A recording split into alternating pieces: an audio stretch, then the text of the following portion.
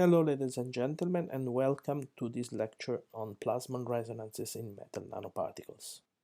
I'm Pietro Gucciardi from National Council for Research of Italy and the Institute of Chemical Physical Process in Messina. This lecture will cover some basic concepts like the calculation of dielectric constants of metals and localized surface plasmon resonances in metal nanoparticles, and then some more advanced concepts like surface plasmon polaritons in metallic thin films and quantum corrections to near-field coupled metal nanoparticles. In order to calculate the dielectric function of a metal, we start with Drude Model. A metal is considered as a gas of electrons that freely move in an array of nuclei and impurities and collide with them from time to time. In order to understand the motion of an electron in such a grating, we use classical mechanics. So we describe the electron as subject to a force given by the product of the electric field times its charge, and we resolve this equation. Here, gamma is a damping constant accounting for the energy loss during each collision, and x is the electron position. We can resolve this equation to calculate the position of the electron shown here.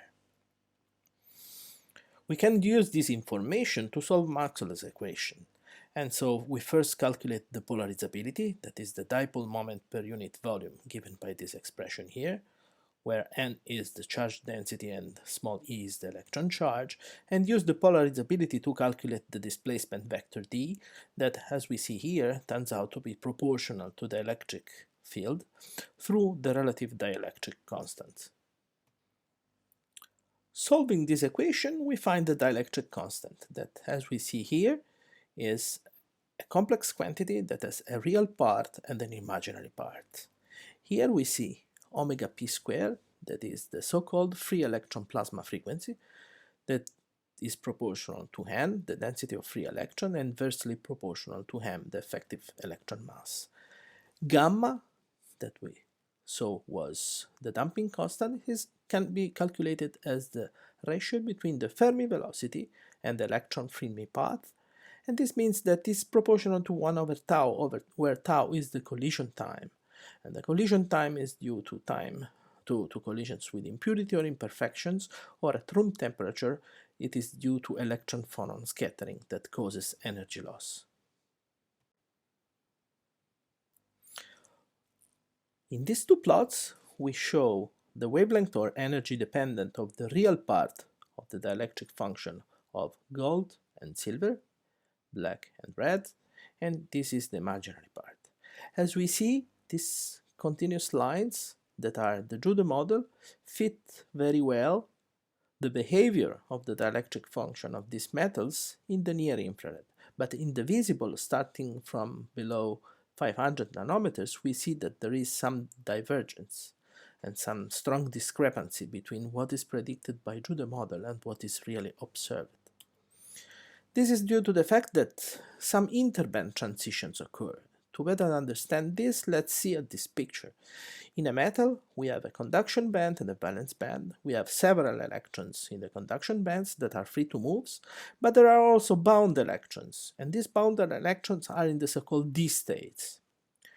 Okay, so there is some probability that an electron present in a bound state is excited by light to a conduction band, and this causes absorption.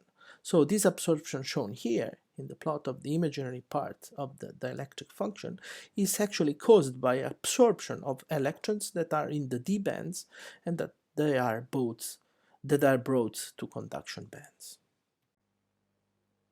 In the Drude-Lorentz model, we add a second term to the Drude component to the electric constant.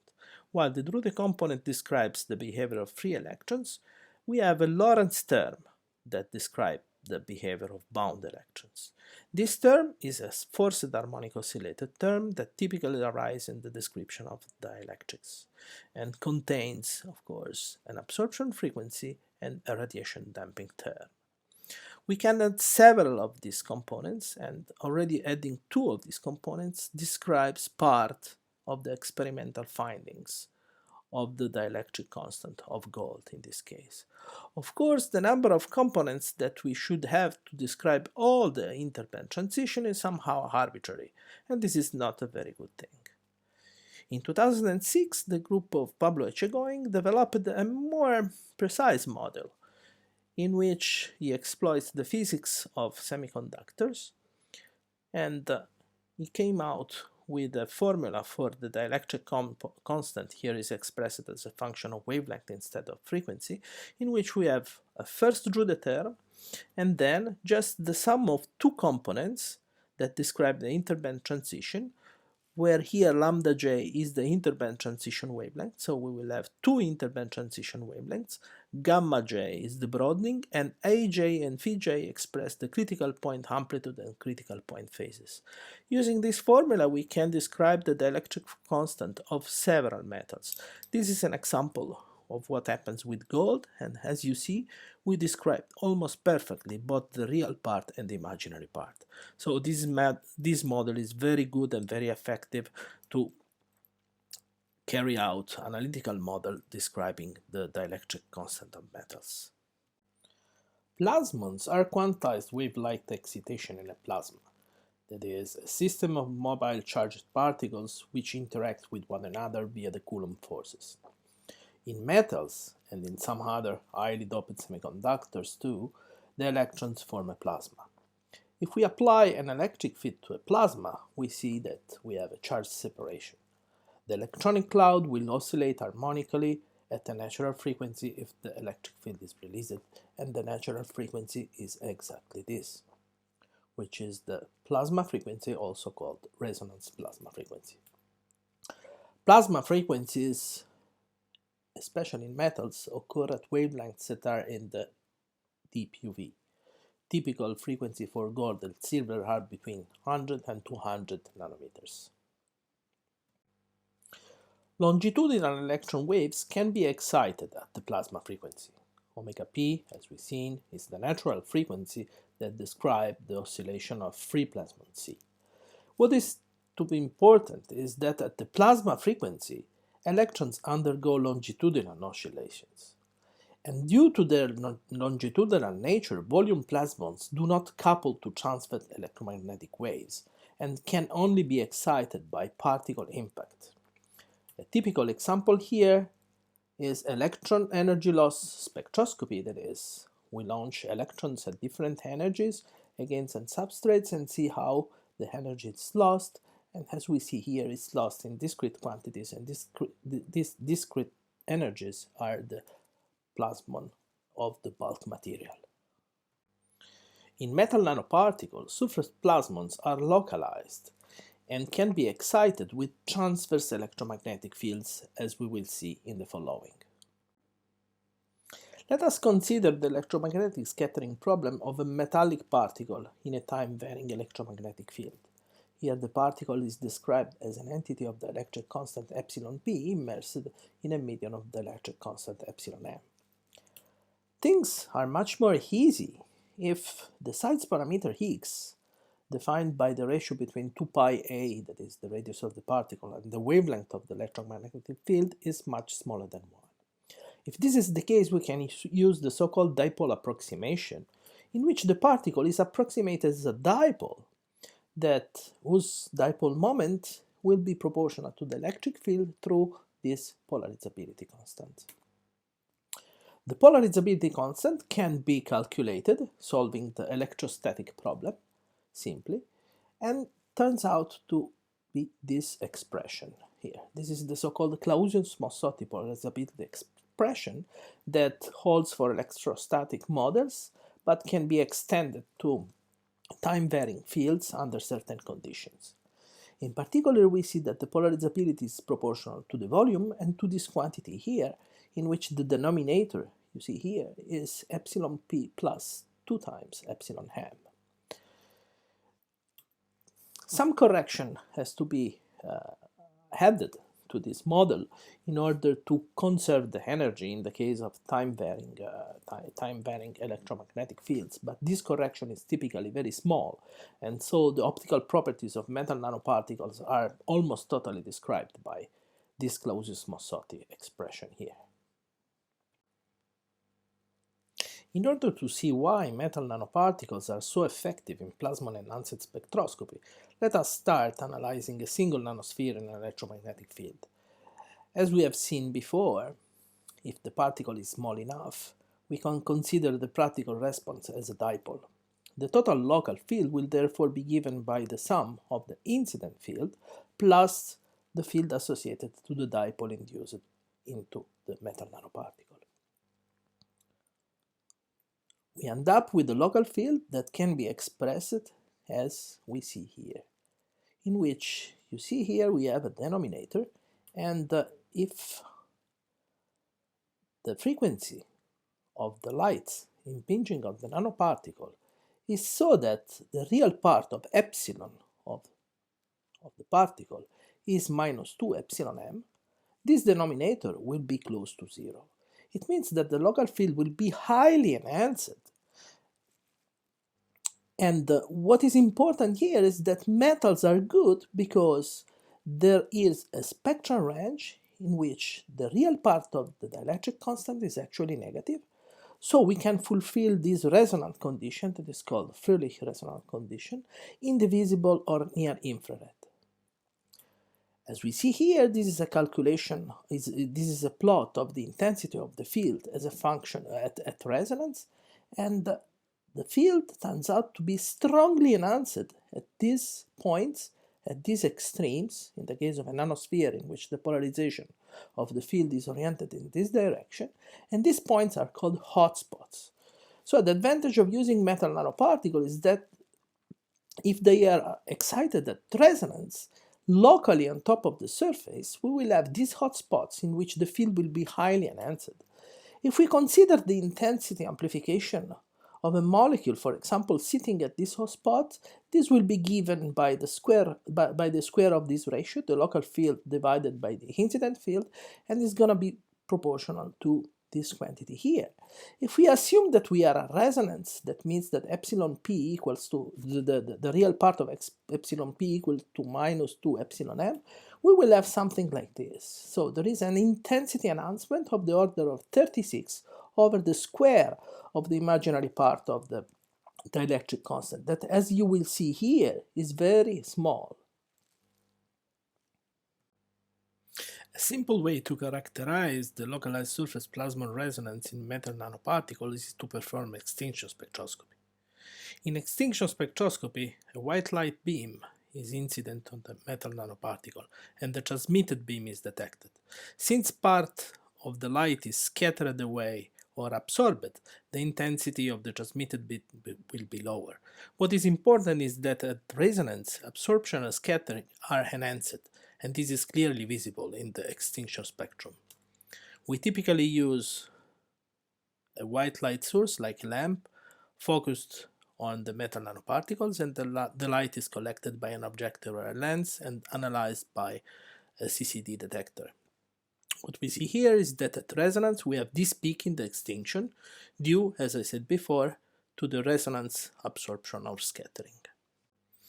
When metal nanoparticles are excited at resonance, that is, at that frequency for which the denominator of the polarizability tends to 0, the electron cloud in the metal nanoparticles oscillates collectively and coherently, generating an amplified electromagnetic field at some points of the particle surface called hotspots. As we can see here, the metal nanoparticle properties are well defined and well described by the scattering and by the absorption cross-section. Absorption is dominant in the small particles regime. Absorption, as we see here, is proportional to the particle volume, while scattering is dominant in for larger particles, since the scattering is proportional to the square of the volume. Here we see the scattering cross-section of silver and gold. We see that silver is very effective around 400 in the near ultraviolet, around 400 nanometers, while for gold, localized surface plasmon resonance occur in the green and red region. These properties are the base of the scattering and absorption properties of the very famous Lycurgus cup. If instead of a sphere we have an oblate or a prolate spheroid, then we can always apply the dipole approximation, but in this case, the polarizability is no more a scalar, but it is a tensor. In particular, the components of the tensor are proportional to the volume of the ellipsoid and to this quantity here. You see here there is the appearance of Lj, and Lj is a geometrical factor that for a sphere is 1/3, but for prolate and oblate ellipsoids is smaller or larger than 1/3. What is important is to say that these structures will have different resonance conditions depending on the axis we are considering. Since, as you see here, the resonance condition will be given when the denominator of this expression is going to be 0, and or at least the real part, and this condition is expressed here in this equation. And as you see, it will depend on the geometrical factor Lj. For gold nanorods that are cylindrically symmetric, for example, we have two different plasmon resonances, one at 800, one at 520. This is the short axis plasmon resonance, this is the long axis plasmon resonance. While the dipolar approximation is able to describe quite precisely the properties of small metal nanoparticles, the dipole approximation is not able to describe the shift of the plasmon resonance with respect to the sides. This can be described by using Mie theory. Mie theory represents the exact solution to the electromagnetic scattering problem using Maxwell equations. Here some vector spherical harmonics are defined, and some normal modes of multipolar resonances are found in the particle. Each multipole has a magnetic and an electric component, and in general the electric field is a superposition of normal modes representing partial waves, each wave by the appropriate coefficient. What is important is that in Mie theory we calculate the scattering, the extinction coefficient, and in particular we see that the scattering is the sum of some scattering coefficients, and one thing that is important to note is Mie theory is not an analytical solution, it's just the sum of some convergent terms. For small particles, however, we can take the first elements of the Mie solution development and get some analytical expressions. This is the expression for the sphere, this is the expression for the ellipsoid derived by Kubata and co-workers. As we can see, this expression will contain a term that is dependent on the size parameter. So we see here that these polarizability expressions are size dependent, and actually when we set the resonance condition, that is the denominator of these guys, equal to 0, we see that this describes the shift that is observed experimentally when increasing the size of the particle. That yields a redshift of the plasmon resonance. Another effect that is predicted by Mie theory is the presence of multipolar resonances. In the dipolar resonance, we have an in-phase collective motion of the electrons according to electric field. In the quadrupolar plasmon resonance, half of the electron cloud moves parallel to the field, half moves antiparallel. We have two different resonances, two different resonance energy, one for the dipolar resonance, one for the quadrupolar resonance. What is important to note is that the energy of the quadrupolar resonance is always higher than that of the dipolar resonance. The multipolar resonance are well visible in nanowires or nanorized particles. Here we show the extinction spectrum of a particle whose length is 500 nanometers and the width is 60 nanometers. Okay, we see all these peaks, L equal to 1, L equal to 2, L equal to 3, 4 and 5, that are the multipolar resonance orders. So at different energies we have different resonance orders. So dipole, quadrupole, hexapole, and so on and so forth. What is important to note is that in the dipole resonance, the field is localized at the edges. While if we go to multipolar resonances, like here or here, we have the appearance of other hotspots along the surface of the particle. Okay? This is the resonance, of course, when the field is parallel to the long axis. When the field is parallel to the short axis, we have a spatially distributed hotspot along all the surface. Up to now we have discussed about individual metal nanoparticles, but what happens when two particles are approached one to the other at the distances smaller than their typical dimensions? Well, a description developed by the group of Peter Nordlander somehow makes an analogy between two metal nanoparticles and two atoms when they approach to form a molecule.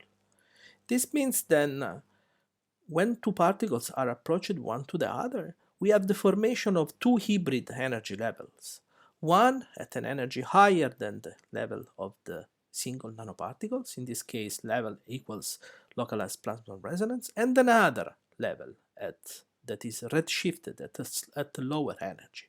Now what happens is that the higher energy level is dark, does not couple to the radiation, while the low energy level, redshifted energy level, is bright and is dipole active. Another thing that happens that is very important is that a large field enhancement occurs at the dimer junctions.